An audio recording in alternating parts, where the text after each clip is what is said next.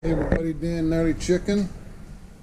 Got a 21 KTM XCW 300 TPI course, and we're putting a new top end in.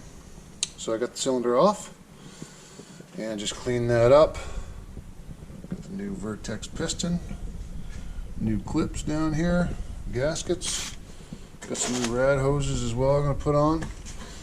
The old parts, I cleaned those all up before I install them back again.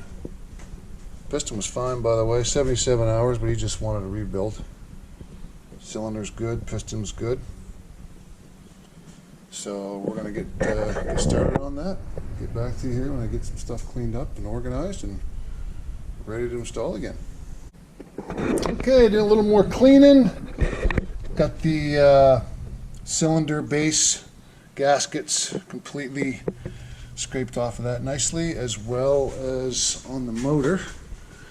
Should be good, nice and clean, ready to go. Then I was cleaning the those of you with TEs, XCWs, KTMs, Huskies, gas gases.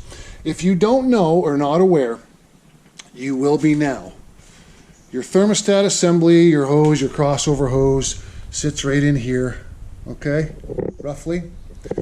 This bottom part of your hose, right here, where my finger's pointing, if you can see it, right there, where that piece of fabric is, that is where the power valve rubs up against that and chafes it.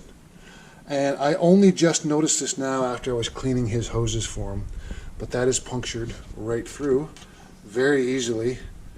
Those of you who are not aware of this issue, you need to be. See, that is right through, broad as daylight, and just anything, bloop, right through there. Dunk, dunk, dunk. There you go. See? When my bike was brand new, I had heard about these issues. So what I did before anything was I stuck and there's companies that make these thicker hoses here. I stuck a hose, a thicker one, on top of that to help prevent that from happening. So, and that's working out very well so far.